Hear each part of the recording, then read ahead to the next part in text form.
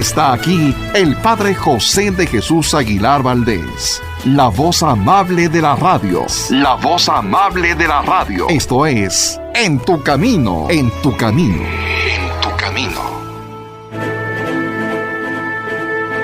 En tu Camino presenta Cómo vencer las preocupaciones. El nuevo curso que te hará vivir plenamente sin que el miedo o la ansiedad dañen tu bienestar emocional o tu salud corporal. Quédate y juntos con el Padre José aprendamos cómo vencer las preocupaciones.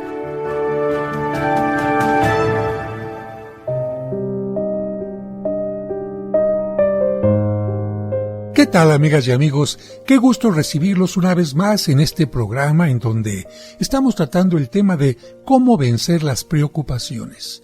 Yo espero que ustedes, que tú, estés de la mejor manera, con buenas actitudes, con buenas decisiones, con una gran fe y sobre todo con la esperanza de que cualquier problema, cualquier adversidad, tomados de la mano de Dios, son más llevaderos. Hoy, como en los últimos programas, vamos a continuar escuchando algunas historias, algunos testimonios de personas como tú y yo, que se enfrentaron a problemas sumamente graves, pero encontraron una forma de solucionarlos. El primer testimonio, la primera historia de hoy, es de un empresario de radio, de William Ricardo. Así lo comenta.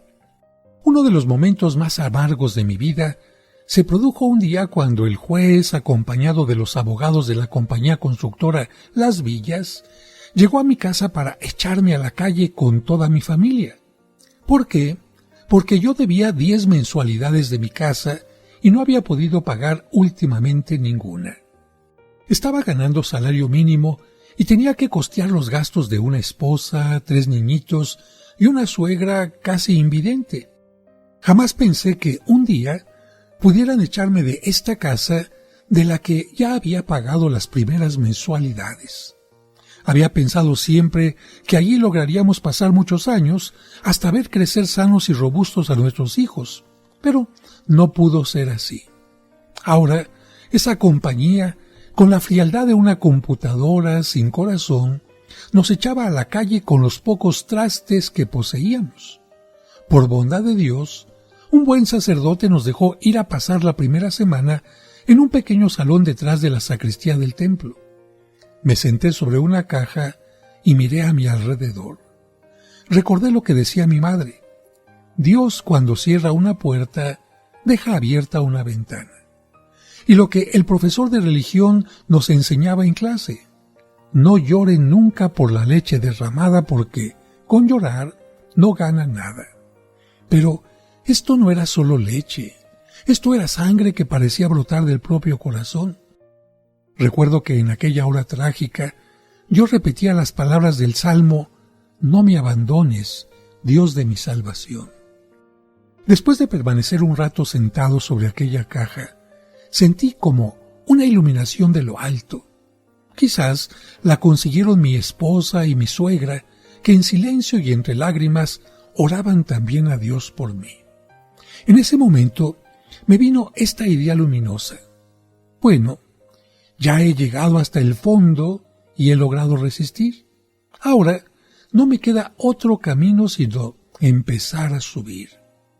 Me propuse hacer una lista de los bienes que todavía me quedaban.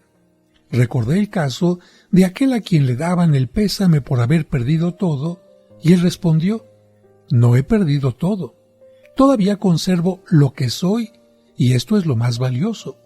Sí, todavía me quedaban mis ojos, mis oídos, mis manos y mis pies, una buena salud y una familia cariñosa, un temperamento activo y una buena inteligencia, la mejor religión del mundo y un Dios que jamás desampara a los que en Él confían.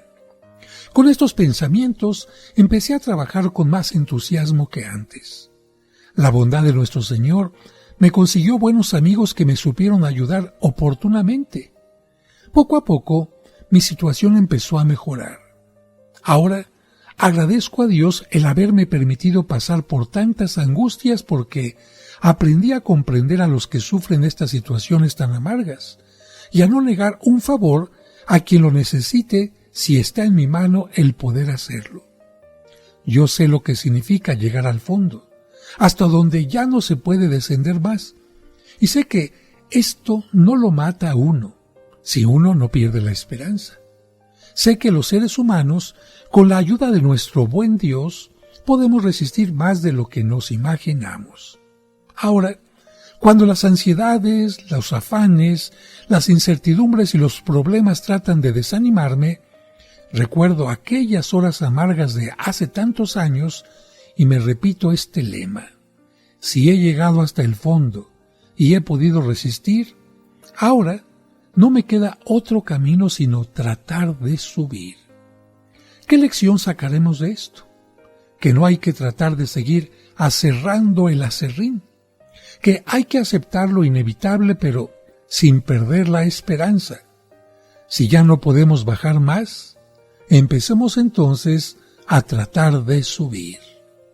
Cuando escucho historias como esta, queridos amigos, me acuerdo mucho algo que ya les he contado en algún momento, que me sucedió con un sacerdote que fue como mi padrino, como mi mentor, para que entrara yo al seminario y que me apoyó muchísimo durante mi formación sacerdotal. Un sacerdote de una corpulencia bastante grande, es decir, no pesaba pocos kilos, sino por el contrario, era una persona no obesa, pero sí con estos huesos pesados y músculos pesados que lo hacían bastante pesado. En cierta ocasión, cuando todavía era yo seminarista, con un grupo de sacerdotes, me invitaron a que viajara con ellos a Acapulco. Eran 3 días de vacaciones increíbles y llegamos a un hotel que tenía una alberca así como en forma circular.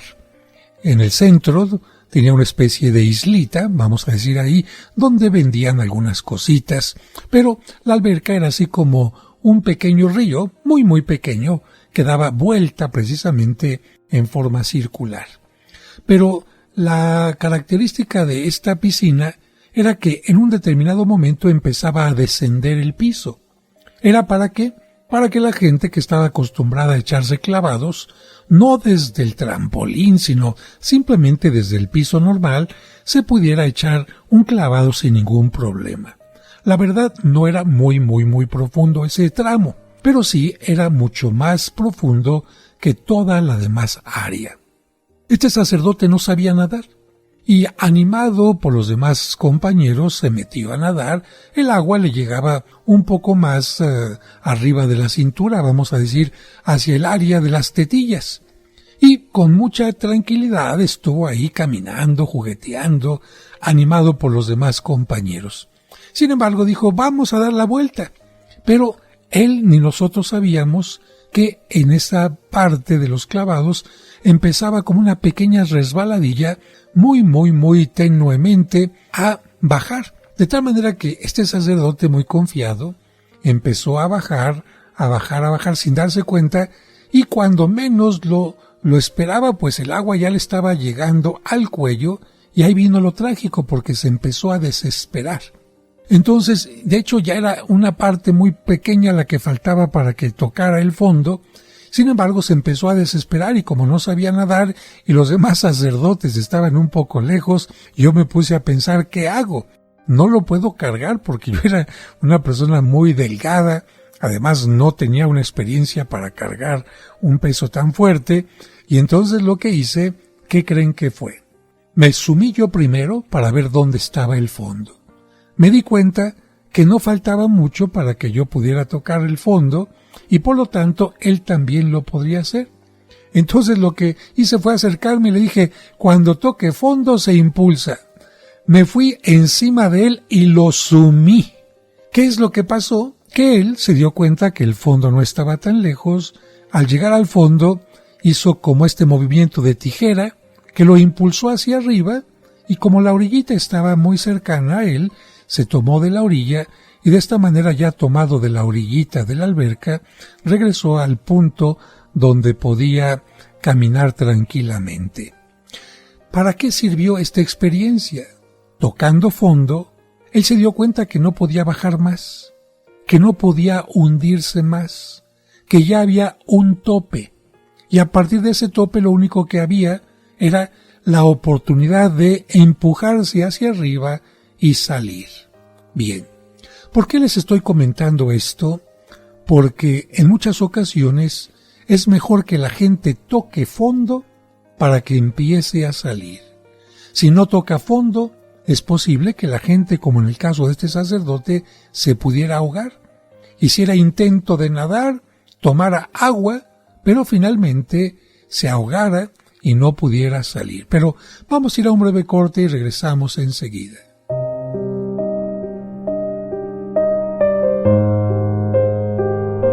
Hacemos una pausa y enseguida regresamos con el curso Cómo vencer las preocupaciones. Aquí en tu camino.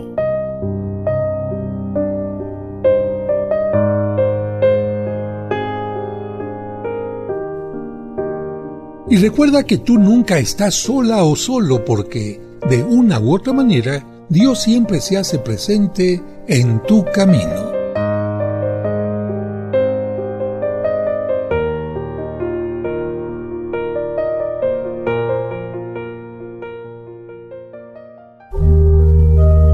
Como un servicio para ti que por enfermedad o causas ajenas a tu voluntad no te permiten asistir a la misa dominical en tu comunidad, Grupo Fórmula transmite para ti la Santa Misa. Que el Señor esté con ustedes. Y con tu espíritu. Proclamación del Santo Evangelio. La Santa Misa, todos los domingos a las 2 de la tarde por 1470 AM. ¿Deseas comprar el extracto de agave Mimex? Informe sobre costos y envíos al 55 55 66 77 44 de 9 de la mañana a 7 de la noche todos los días de la semana. Mimex, Mimex, Mimex, aliméntate con Mimex. Aviso de funcionamiento COFEPRIS número 001319.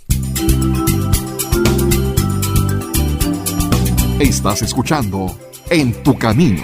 En tu Camino. Con el Padre José de Jesús Aguilar Valdés. La voz amable de la radio. Sigamos escuchando el nuevo curso, Cómo vencer las preocupaciones.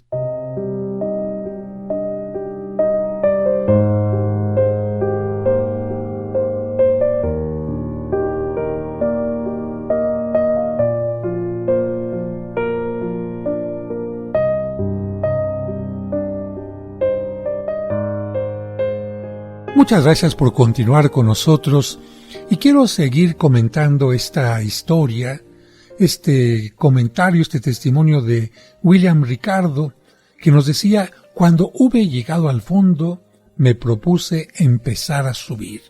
Lo importante que es llegar a tocar fondo y decir, no puedo bajar más. De aquí, todo es solamente comenzar a subir. Y quiero tocarlo a propósito de este punto, por aquellas personas que piensan que están ayudando a alguien a salir adelante cuando en verdad todavía no ha tocado fondo. Y por qué a veces es necesario que la gente toque fondo para poderle ayudar. A ver, quizás ustedes después de que escuchen esto que les voy a comentar, adapten esta situación a otras más. Pero en este caso quiero adaptarla concretamente al caso de un alcohólico. ¿En cuántas ocasiones han venido madres de familia, esposas e incluso hijos a decir: padre, es que mi papá toma mucho? Bueno, yo les pregunto, ¿toma mucho o es alcohólico? Porque hay una diferencia entre quien toma y quien es alcohólico. El alcohólico no puede dejar de tomar cuando empieza a tomar una pequeña gota de alcohol. El alcoholismo es una enfermedad que, si una persona la tiene, no puede dejar de tomar una vez que empieza a ingerirlo. De tal manera que esta persona puede incluso estar 5 años sin tomar nada, pero si después de 5 años toma un poquito, no puede volver a dejar de tomar hasta que haya nuevamente una etapa en la que tome conciencia de su problema y haga las acciones necesarias. Pero miren, hay casos concretos en los que, como les he dicho, Viene la mamá, la esposa. Es que mi esposo es alcohólico. Bien, primer punto, su esposo tiene que reconocer el problema. Si el esposo no reconoce el problema, si el papá, el hermano, lo que sea, no hay nada que hacer. Va a ser un problema que va a tener también usted como esposa, porque va a tener que recibirlo borracho, va a tenerlo que recibir a la hora que se le pegue la gana, va a tenerlo que recibir con golpes, con moretones, quizás va a tenerlo que acompañar al hospital porque chocó, va a tener que verse perjudicado porque llega sin el dinero que se gastó y muchas cosas más. También esto le afecta a usted, pero no le toca a usted resolver el problema. El problema le toca resolverlo al alcohólico, a la persona alcohólica. ¿Qué es lo que puede hacer una persona para ayudarlos? Ponerles límites. Y en este caso es lo mejor para que estas personas lleguen a tocar fondo. Voy a poner el ejemplo. Imagínense un muchacho que es alcohólico y que la primera vez que se emborracha llega a la casa y la mamá le dice, mira, si vuelves a llegar tomado ya no te recibo. Pero resulta que la siguiente semana llegó tomado y la mamá lo recibió. Es que si vuelves a llegar tomado ya no te recibo. Al día siguiente volvió a llegar tomado y la mamá lo recibió. Es que si llegas tomado ya no te voy a dejar entrar en la casa, y no solamente eso, sino que no te voy a dar de comer. Pero ahí está la mamá dándole de comer, dándole de cenar, lavándole la ropa y todo. Padre, es que ya lo regañé. Padre, es que ya le dije, cuando llega borracho le dije, y hasta un día lo dejé sin comer. ¿Un día nada más? Bueno, yo me pregunto, si una persona se emborracha y aunque le griten, tiene derecho a entrar en la casa, tiene derecho a dormir en una cama, tiene derecho a tener sábanas limpias, tiene derecho a que lo levanten al día siguiente con desayuno, con comida, tiene derecho a bañarse, tiene derecho a tener su ropa ahí. Pues ¿cuál es el problema? Me aguanto los gritos, me aguanto la regañiza y sigo ahí y sigo tomando también. Ay, padre, pero es que imagínese que no le abro la puerta, ¿dónde va a pasar la noche? Es su problema. Oiga, padre, ¿y si le duele el estómago porque está crudo? Es su problema. Oiga, padre, ¿y si le ganó porque no tuvo dónde hacer del baño y se orinó, se hizo? Es su problema. Oiga, padre, ¿y si estando afuera de la casa o en la calle lo golpean y lo asaltan? Es su problema. Oiga, padre, ¿y es que si lo llevan a la delegación? Es su problema. Y es que, padre, sí. Mire, fíjese, yo le aseguro que si a este hijo usted le sigue abriendo la puerta y dándole su caldito y todo, ese hijo nunca va a entender que tiene un problema y nunca va a poder salir de ahí. En cambio, si un día todas estas cosas que le digo le suceden, ¿verdad? Si un día no puede entrar a casa, le gana del baño, tiene hambre, le duele el estómago, lo asaltan, lo golpean o incluso termina hasta en una delegación, ese día su hijo va a tocar fondo y va a decir, ¿qué estoy haciendo con mi vida? ¿Por qué estoy en una delegación? ¿Por qué me asaltaron? ¿Por qué me golpearon? ¿Quién ocasionó esto? Y solamente hasta que llegue a tocar fondo, se va a dar cuenta del problema y entonces, como este sacerdote que estaba en la piscina, cuando tocó fondo, ¿qué es lo que tenía que hacer? Ya no podía irse más a fondo. Simplemente todo empezó hacia arriba y surgió hacia adelante. Bien, ¿qué es lo que cuentan algunas personas que están actualmente en grupos de alcohólicos o de drogadictos anónimos? Padre, mis familiares me ayudaron durante un tiempo, pero no sirvió de nada. Me llevaron con un psicólogo, yo no quería ayuda. Me llevaron con un sacerdote, yo no quería ayuda. Me llevaron a terapia, yo no quería ayuda. Me llevaron a jurar a la basílica, yo no quería ayuda. Me invitaron a tal y cosa, yo no quería ayuda. Y por lo tanto, nunca pude salir, sino más bien me iba hundiendo y me iba hundiendo. Pero mis familiares no se daban cuenta de que cuando me iba hundiendo, ellos me levantaban tantito con ese caldito, me levantaban tantito con esa cama limpia, me levantaban tantito con esa ayuda y no me dejaron tocar fondo. Hasta que vino lo peor. ¿Y qué es lo peor para ti? Precisamente eso, cuando ya no se puede bajar más. Cuando, padre, tuve que chocar y me amputaron la pierna. Cuando, padre, mi esposa me dejó. O simplemente me dejó de querer. O simplemente se fue con otro. Cuando mis hijos me faltaron al respeto, cuando uno de ellos incluso llegó a golpearme. Cuando perdí mi trabajo. Cuando empecé a quedarme ciego por estar combinando el alcohol con la diabetes. Cuando esto, en ese momento, padre, tengo que reconocer que bendigo a Dios porque toqué fondo y a partir de ese momento no me quedaba otra sino comenzar a salir adelante. Y yo le digo a la gente, miren, hay una historia que precisamente nos habla de tocar fondo en la Sagrada Escritura. Y esta historia es la que se llama el Padre Bueno, o el Hijo Pródigo, o el Hermano Malo, porque se puede llamar de acuerdo a los personajes que están en ella. En esta historia está un hijo con todas las bendiciones, está en la casa paterna, tiene comida, tiene techo, tiene vestimenta, tiene el cariño del papá, pero es un hijo rebelde y quiere conocer el mundo. Creo que esto no está mal. Que un hijo quiera conocer el mundo está bien, pero siendo responsable, siendo cuidadoso, viviendo los valores. ¿Cuántos hijos salen de casa, pero no van a echar a perder su vida?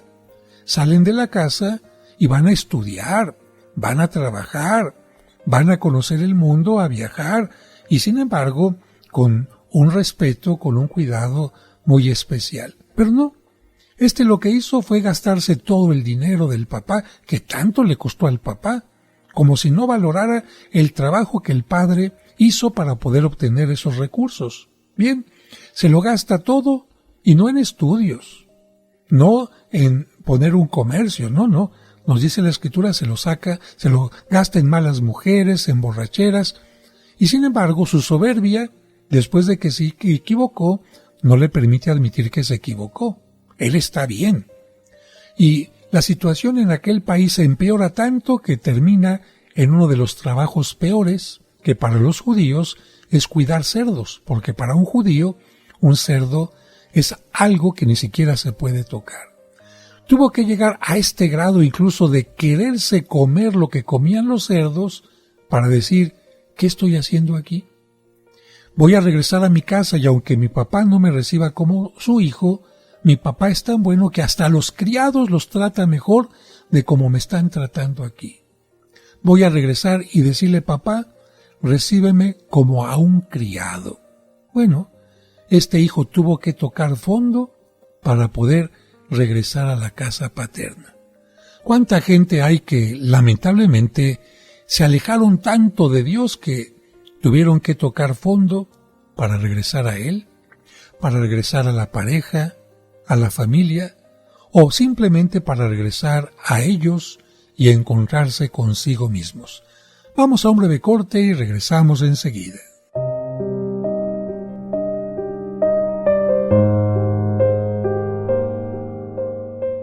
Hacemos una pausa y enseguida regresamos con el curso Cómo vencer las preocupaciones.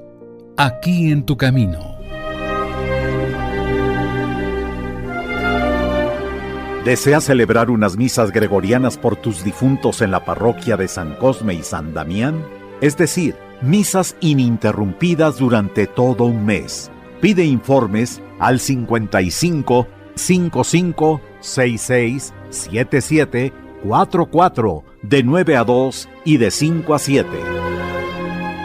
En tu camino, un programa para encontrar la meta. En tu camino, un programa para encontrar la meta.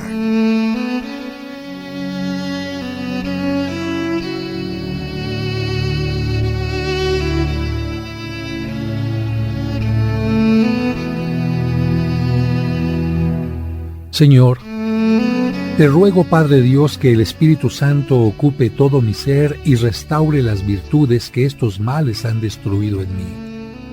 Desato en mí todos los dones y frutos de tu Espíritu Santo. Envíame tus ángeles administradores de paz, unidad, salud y prosperidad. Espíritu Santo de Dios, recibe la consagración perfecta y absoluta de todo mi ser. Dígnate ser en adelante mi director, mi luz, mi guía, mi fuerza y todo el amor de mi corazón. Amén.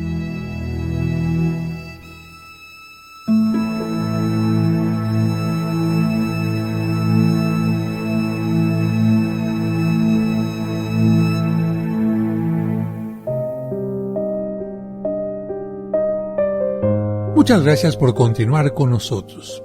Vamos a escuchar ahora el testimonio de un campeón mundial de boxeo. Me refiero a Rocky Marciano.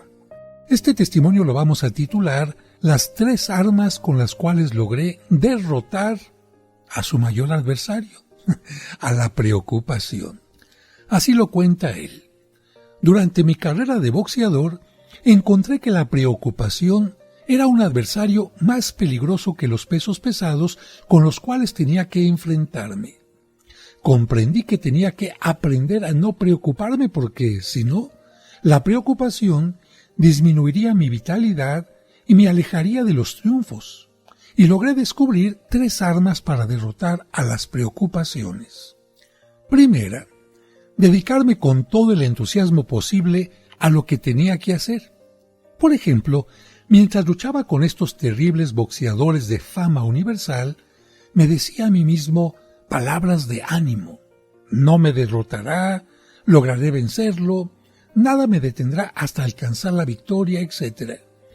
Estos pensamientos positivos y entusiastas me ayudaron mucho y hasta lograban que casi no sintiera los duros golpes que recibía. Era tal el entusiasmo que yo trataba de poner en lo que tenía que hacer, que el boxeo, más que una lucha, se me convertía en una agradable diversión. Trataba de sentir agrado por lo que tenía que hacer. Mi segunda arma, recordar que la preocupación no me servía para nada y sí podía hacer mucho mal. Cuando más recio me atacaba la preocupación, era cuando me preparaba para los grandes combates. Me romperán una mano, me dislocarán un tobillo, ¿sufriré una grave herida en una ceja y la sangre no me dejará ver bien? Cuando estas preocupaciones empezaban a llegar como nubes negras a mi alma, me miraba al espejo y me decía, a ver, ¿qué idiotez estás cometiendo al preocuparte por esto que todavía no te ha sucedido y que tal vez no te sucederá nunca? La vida es breve.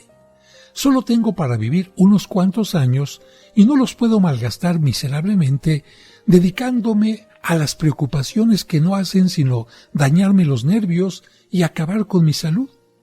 Preocuparme es destruir mi salud y esta es demasiado preciosa para malgastarla en estos afanes inútiles. Esto lo fui repitiendo noche tras noche y año tras año y me fue de gran utilidad para alejar la preocupación.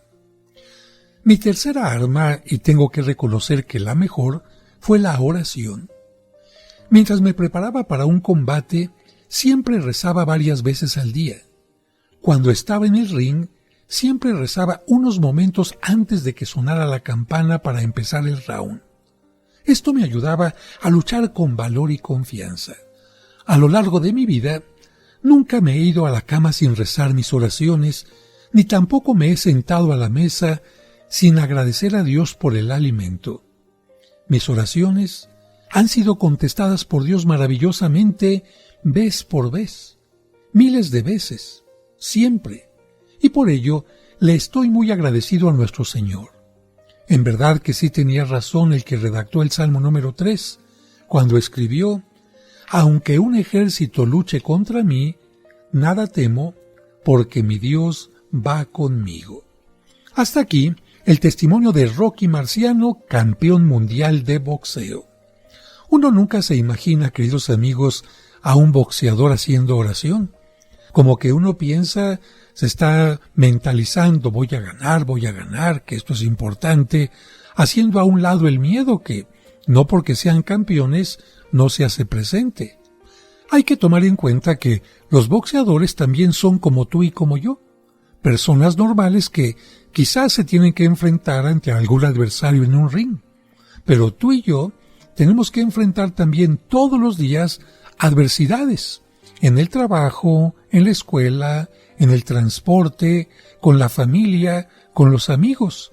Y estas adversidades, si solamente las convertimos en preocupaciones, nos van a acabar. Hay que tomar en cuenta que la preocupación es algo que no ayuda a enfrentar los problemas. Por el contrario, la confianza, la oración, el análisis de los problemas sí nos ayudan a enfrentar cada uno de ellos. Vamos ahora con el siguiente testimonio, que es el de la hermana Susana Rodríguez, que es reconocida como un apóstol internacional de la salud. ¿Qué nos dice ella? Lo siguiente: desde pequeña tuve miedo a muchas cosas. Me asustaban todos los males que podrían sucederme en el futuro y me preocupaba continuamente por cuestiones de salud, de economía, de problemas familiares y de mis debilidades de carácter.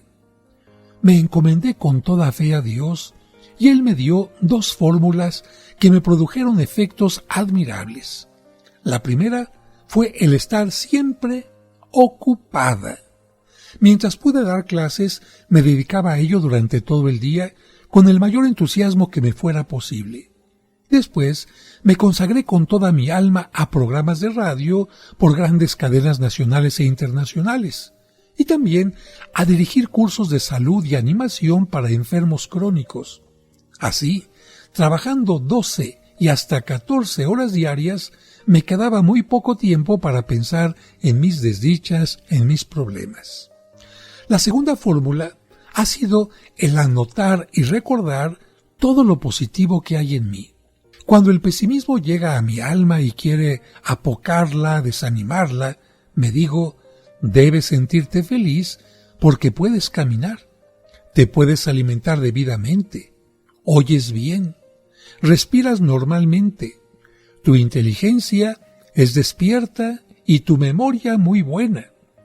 Tienes capacidad de hablar con facilidad, te sabes hacer querer y estimar. Tienes el don de la fe y de la esperanza, amas y te aman. El buen Dios te tiene un puesto de gloria en el cielo. No debes olvidar esto nunca, nunca. Mi propósito ha sido el de crear una conciencia y una costumbre positiva de agradecimiento a Dios por tantas bondades que ha tenido para conmigo. Cada mañana, cuando me despierto, doy gracias a Dios por todos los inmensos favores que me va dando.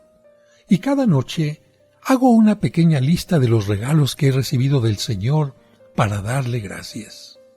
Hasta aquí las 2 fórmulas de la hermana Susana Rodríguez.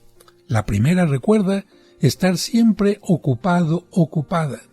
Y la segunda, anotar y recordar lo positivo que hay en ti. Esto es muy importante y tiene relación con la autoestima baja o autoestima normal o sana. Recuerda que una persona con baja estima siempre toma en cuenta, siempre anota, siempre subraya todos sus errores, todas sus cosas negativas, y claro, esto le hace convertirse en una persona pesimista, ver siempre nubes negras en el futuro, pensar que los problemas empeorarán y no tendrán solución. En cambio, una persona con sana estima fue educado de otra manera. Sus padres no le subrayaban únicamente lo malo, los errores, las carencias, sino sus padres y sus maestros subrayaban sobre todo sus cualidades. Y esto logra un cambio en la mentalidad de cada persona. Todas las personas tenemos debilidades y fortalezas, absolutamente todas. Tanto tú como yo tenemos cosas en las que no somos muy buenos, en las que fallamos. Ya desde la escuela nos dábamos cuenta que a algunos no les gustaba el inglés, o a algunos les costaba mucho las matemáticas, o la biología, o la historia, y en cambio otros eran muy buenos para eso.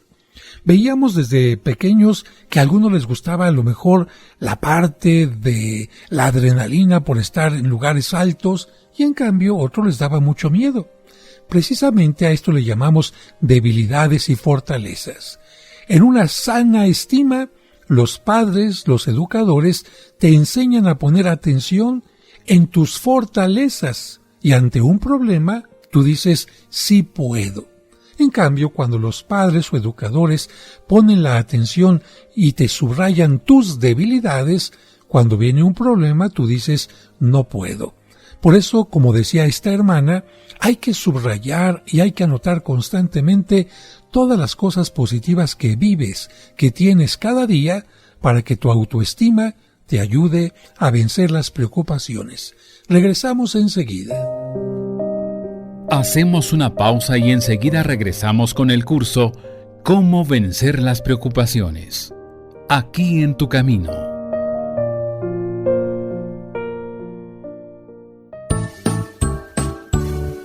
¿Deseas comprar el extracto de agave Mimex? Informe sobre costos y envíos al 55 55 66 77 44 de 9 de la mañana a 7 de la noche todos los días de la semana. Mimex, Mimex, Mimex, aliméntate con Mimex.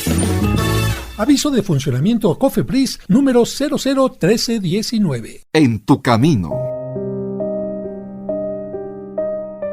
Muchas gracias por continuar con nosotros.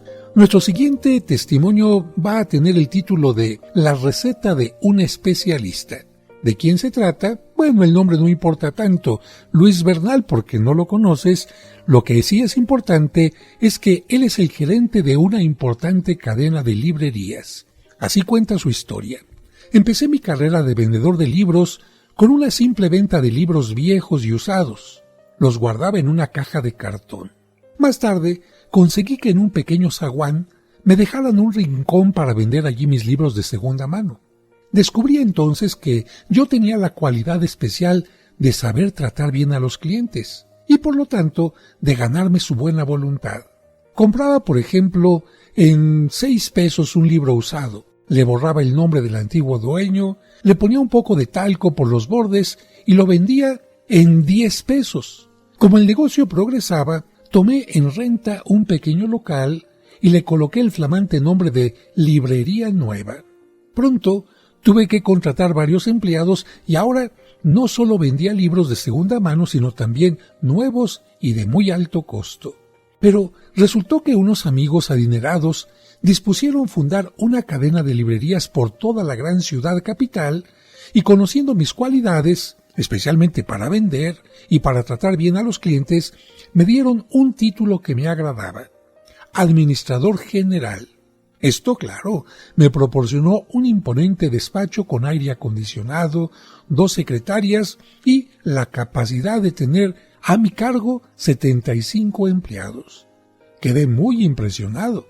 Empecé a hablar con mucha solemnidad, tomaba decisiones con gran autoridad y almorzaba a toda prisa.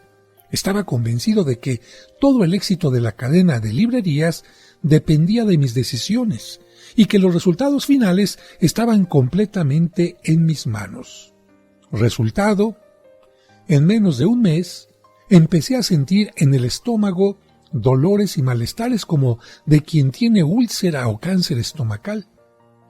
Antes me encantaba reunirme con mis colaboradores a estudiar planes de ventas y promociones ahí en mi pequeña librería, pero ahora tenía que reunirme con un montón de empleados de las distintas librerías y estas reuniones acabaron por aterrarme. Después de cada una de ellas me sentía enfermo. Varias veces mientras iba manejando el automóvil tenía que orillarme y bajarme a respirar profundamente porque me parecía que a mi cerebro no le estaba llegando bien el oxígeno, o bien el oxígeno necesario. Siempre tenía la impresión de que había 1000 cosas que hacer y muy poco tiempo para hacerlas. Me sentía totalmente impotente para lograr realizarlas todas. Tengo que aceptar que esta fue la enfermedad más penosa en mi vida. Sentía una terrible opresión en el pecho y en el vientre. Perdí peso, se me iba el sueño por la noche. Finalmente, Tuve una consulta, diría yo, costosa, pero provechosa. ¿Por qué? Me aconsejaron consultar al doctor Borda, estimado profesor de medicina en la Universidad Pontificia Javeriana. Este buen médico me mandó a hacer todos los exámenes que acostumbran efectuar en un centro médico, hasta endoscopía y radiografías, todo, un estudio completo. Y ya se imaginarán el costo de estos estudios. Cuando llevé el semejante montón de endoscopías, fluoroscopías, radiografías, exámenes de sangre y de todo lo demás, el doctor Borda, echándose hacia atrás en su cómodo sillón y mirándome fijamente, simplemente exclamó: Don Luis, lo hemos sometido a todas las pruebas imaginables. Esto era absolutamente necesario, aunque la verdad, yo sabía que usted no tenía ni úlcera, ni cáncer, ni ninguno de esos otros males que se imagina tener. Pero también sabía que usted, con ese temperamento tan nervioso y esa dedicación tan exagerada a sus preocupaciones, no me iba a creer si no veía los resultados de todos estos exámenes. Y continuó diciéndome: mi receta principal, escuche bien, mi receta principal es esta: deje de preocuparse tanto. A usted le quedan dos caminos: o tomarse un montón de calmantes, ponerse dolorosas inyecciones y aliviarse por un tiempo, para luego volver a empeorar y tener que venir otra vez a que yo le cobre un dineral por la consulta y que le vuelvan a sacar montones de exámenes médicos. O el otro camino más sencillo y barato: dejar de preocuparse tanto. Por ahora, le doy este frasco de pastillas para los nervios. Y le aclaro, si no deja de andar preocupado, prepárese para el gasto bastante fuerte que va a tener que pagarme en su próxima consulta. Luego, el doctor me despidió con una amplia sonrisa. Tengo que reconocer que esto de dejar de preocuparme no lo logré aquel mismo día, ni en media semana. Tuve que seguir tomando pastillas para los nervios cada vez que sentía que llegaba la depresión. Estas medicinas me proporcionaban cierto alivio temporal, pero después llegaba otra vez la tempestad nerviosa. Hasta que al fin, un día, por un favor de Dios, diría yo, me decidí a tomar una decisión radical. A ver, Luis, me dije, siendo todo un hombre te estás portando como una mujer histérica. ¿No te da vergüenza tener que andar tomando pastillas para poder descansar? Estás procediendo como un perfecto estúpido. Te estás creyendo demasiado necesario. ¿O es que crees que el mundo empezó a dar vueltas cuando tú le diste el primer empujón? Mira, si hoy te mueres, el mundo seguirá progresando lo mismo y probablemente mucho más, aunque tú ya no estés por aquí. Es posible que te creas tan importante y tan necesario para estos trabajos que estás haciendo, a tal grado que tengas que desgastarte nerviosamente y tener que tomar píldoras para que tu estómago no te haga retorcer de dolor. Después de platicar conmigo mismo y meditar, me fui acostumbrando a no tomar pastillas. Después tiré las pastillas a la basura y tomé la costumbre de tomar la vida con mayor tranquilidad. Me propuse no dejarme vencer por ninguna preocupación.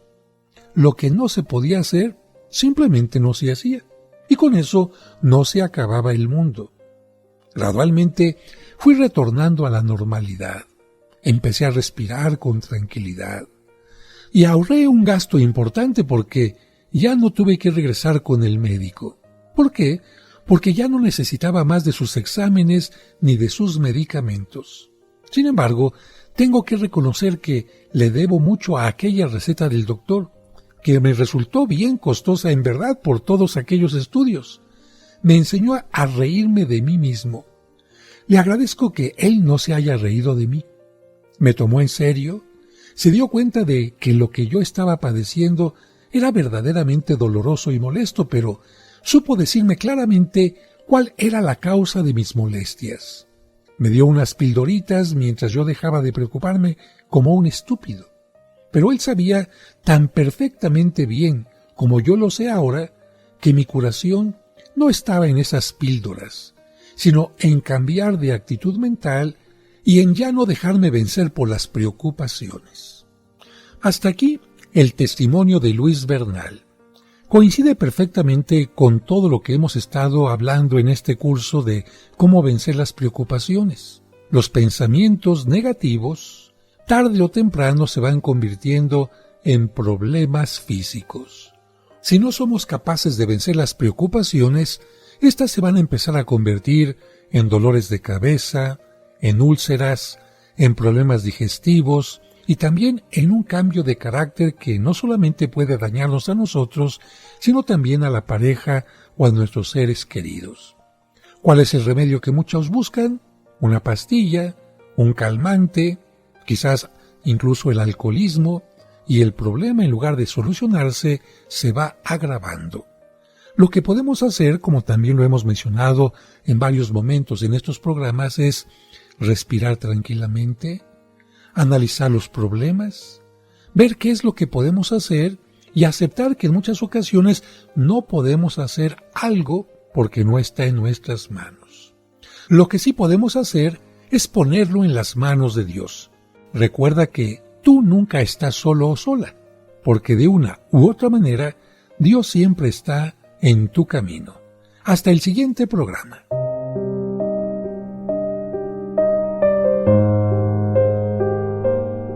En tu camino, un programa para encontrar la meta.